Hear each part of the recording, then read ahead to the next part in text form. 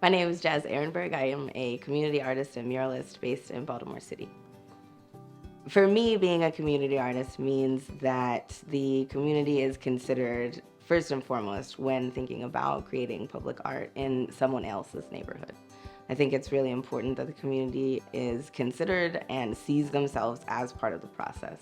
It really strengthens their bond to the piece and to the community. I was a public art school teacher here in Baltimore City, and that really taught me a lot about community organizing. I definitely lean on that to be able to engage the community in more exciting ways than just like, here's a poll, which design do you want to choose? I really like to hear their ideas. And I think also when community is involved at that level, especially for public art, when they get to see their story, their reflection, right, on such a public stage, and they know that they've been part of it from the beginning, the whole behavior of the neighborhood changes. Being a public artist in a city like Baltimore is especially tricky and challenging. Baltimore is a city of neighborhoods, and all of the neighborhoods are so unique. But that also means that there's so much space between communities, whether that's physical space because of vacant homes or just social space. And I think that involving community in public art is a way to bridge that, right?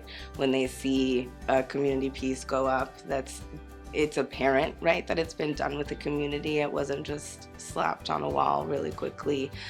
When they see that happen, there's less trash in those neighborhoods now, right? It's not as big of a lift for those community members to pick up trash along the way to their car in the morning, right? It's something that's a glaring problem now for them, right? Because they've been involved with something bigger, and they've seen such a large project go up, and they were part of it. When working with community, one of the first things that we talk about when coming up with a design is plants. It makes it easy to talk about concepts like a home and joy and health and community and being neighborly, right? And having a welcoming community. And I really think I lean on those concepts a lot to be able to use flora and fauna in the murals. So recently in November, I finished a mural on the front of my house, and that was a very, very adventurous project for me. I was definitely considering it, but it took me a while to commit to actually painting the front of my house. I felt that there was so much pressure because it was my home, that it had to be like such a masterpiece and such a perfect, example of my style and my art, which is a forever changing thing. So that's not possible, right?